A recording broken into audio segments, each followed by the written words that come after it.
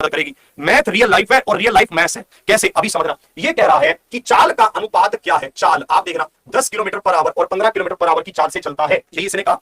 तो आप यहां पर देखना इसका अनुपात क्या है, 5 दूनी 10, 5 तिया 15।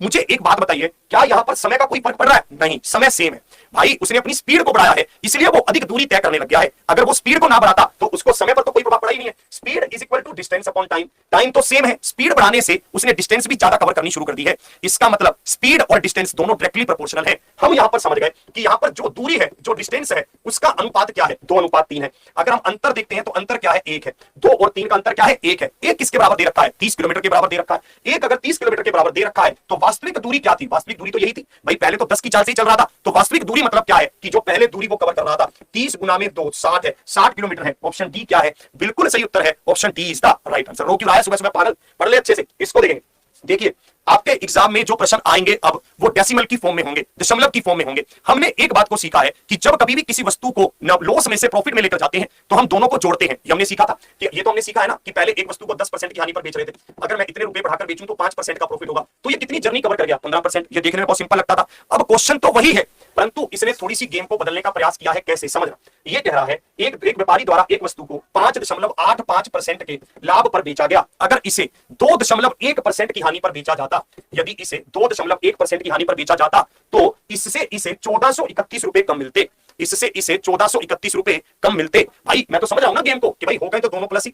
अगर ये रेट को कम भी कर रहा है, पहले तो जीरो पर आना पड़ेगा, फिर नेगेटिव पर जाना पड़ेगा। तो अब मुझे यहां पर समझ आ गया, इसने ओवरऑल 7.95% कम किया। यही कर दिया इसने ओवरऑल, इसने ओवरऑल 7.95% कम कर दिया। अब देखना ये क्या है, रुपए में कितना कम किया, 1431 रुपए कम किया। यहां पर 100 आएगा, 100 और आएगा। 200 क्यों आ रहे हैं, एक तो परसेंटेज वाला 100 क्यों आ रहा है, क्योंकि हमें क्रय मूल्य बताना है। जिनका भी आंसर 18,000 आ रहा है, अब की बार जीडी पार। भाई साहब गजब खेल रहा है, गजब। कति 4 हो लिया आज तो, ठीक है। तो आप इसको यहां पर देखेंगे, ये कितने पर कट रहा है, 5 पर काटते हैं 20, 5 एकम 5 और 7 5 35, 9 5 45। आप इसको यहां पर काटेंगे, 9 से कटेगा तो यहां पर क्या आएगा, 9 दूनी 18, 18,000 क्या है, बिल्कुल सही उत्तर है, option D is the right answer. फिर से ध्यान से समझेंगे कैसे काट रहा हूं, 5 दूनी 10 और 5 एकम 5 और यहां पर हमने देखा 7 5 35 है ना, और 9 5 45 और इसी तरह से इसको काटा तो 9 पर कटा, 9 दूनी 18, 18,000 बिल्कुल सही उत्तर है। इस पर आते हैं, आपके एग्जाम में हर तरह के प्रश्न आएंगे, आसान भी आएंगे, डिफिकल्ट भी आएंगे, मस्त भी आएंगे, दुरुस्त भी आएंगे, सब कुछ आएगा। इसको देखना, कॉपर और जिंक को 11:9 के अनुपात में मिलाकर पिघलाया जाता है।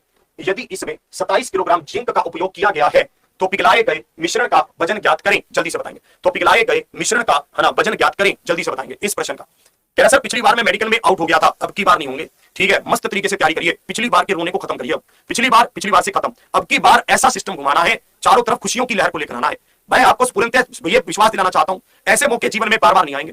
अब की बार जो गवर्नमेंट जिस हिसाब से जॉब देने के मूड में बैठी है, ये रियल में एक ऐसा मौका है, अगर कोई विद्यार्थी सच्चे मन से अगर तैयारी करेगा तो रियल में उसकी जॉब 200% पक्की है। क्योंकि यार इतनी एक जगह पर नहीं हो पाया, तैयारी तो लगभग सेम है, दूसरी जगह पर टिक बैठोगे, परंतु तैयारी तो होनी चाहिए। गेम क्या है, तैयारी का है, तैयारी तो होनी चाहिए, अंदर से आप तैयार तो होने चाहिए कि हाँ जॉब के लेवल पर हम पहुंच गए हैं। तो किसी भी तरह की चूक मत करिए, सोचिए मत, पढ़िए बस ध्यान से।